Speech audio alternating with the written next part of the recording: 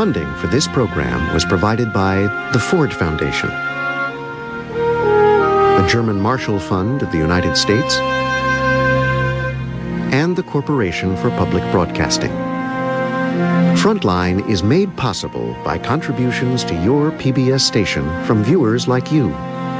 Thank you.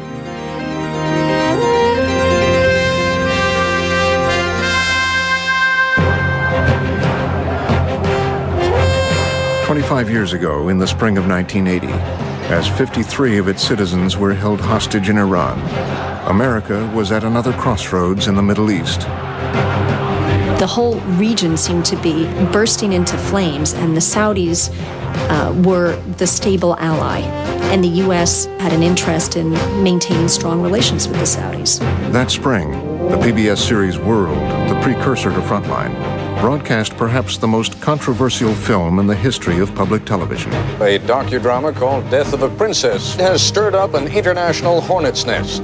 Death of a Princess told the story of a young Saudi princess who was publicly executed for committing adultery. She forgot who she was, a royal princess, a married woman. When the film was broadcast in Britain and the U.S., the Saudi government threatened economic sanctions and ordered the British ambassador to leave the country. The government of Saudi Arabia, or the ruling family, portrayed this as an attack on Islam, as an attack on our values. In the U.S., both Mobil Oil and the Secretary of State pressured PBS not to air Death of a Princess. We have been taking an awful lot of heat these last few days from the government, from the administration, from Congress, from the oil industry. Can you stand up to that? Oh, certainly. However displeased the government was, the program was broadcast, and it made its own statement. Tonight, Frontline presents a new edition of this landmark film, a dramatized documentary based on interviews conducted by journalist Anthony Thomas. When I traveled through the Arab world, the story was celebrated. Everyone had their own version of that story, all very, very different. Thomas's investigation took him into the heart of one of the most closed societies in the world. These people pervert Islam. They use Islam. They scare people to death with their barbarous, illegal punishments. It was a journey that would reveal the intimate lives of the Saudi royal family. To relieve their boredom, these princesses live the most intricate and busy sex lives. And explore the central dilemma of the Arab world. It's the story of 200 million people. How much of our past must we abandon? How much of your present is worth imitating? Tonight, a reporter's search for the complex truth about the death of a princess.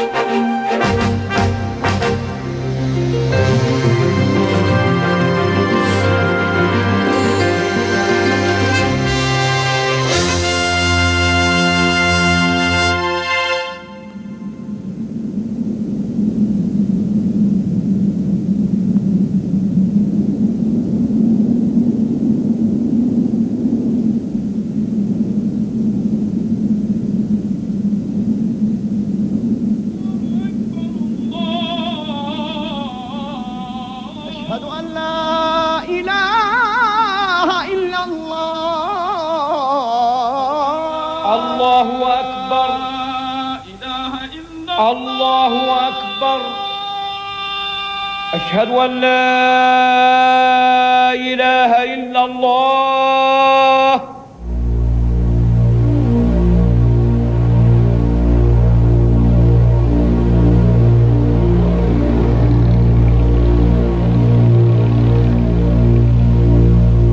الله أكبر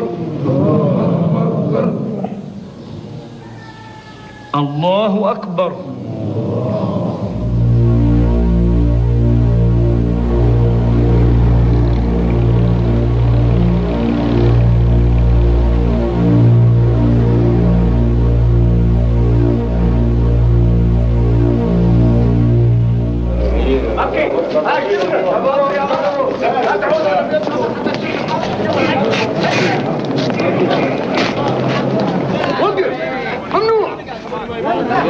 ممنوع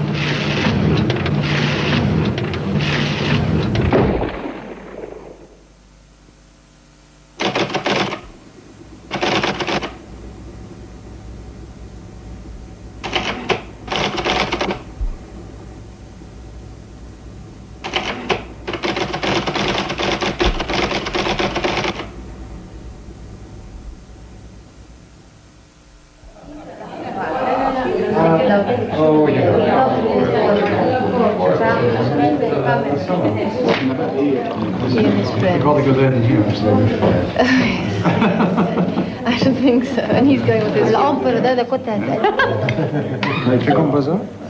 It's curious how an after-dinner conversation could open a trail that led me through 5 capitals, a civil war, and the private lives of dozens of friends and strangers.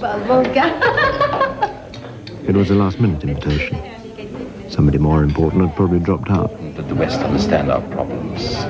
We are a society in a delicate balance. On the one hand, there's Islam, the teachings of the Holy Quran, a way of life that has remained unchanged since the days of the Prophet, 14 centuries, unchanged. On the other hand, there's oil. He's immensely influential. In his own country, a power behind the throne, a man to reckon with. You're the consumers. Let's call him Said Badra.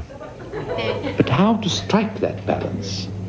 That's what your press fails to understand. Look at the way we are treated in your newspapers. Take that story of the princess. They said about that very... ناخد قهوتنا في الصالون أفضل الصالون أريح بكتير. ظاهر إن كلامنا ثقيل الظل على السيدات.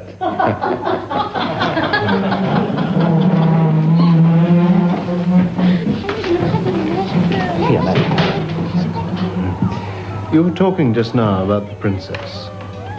Let me tell you about that princess. Do you know who she was?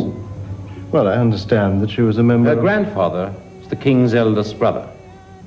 She was his favorite. He loved her.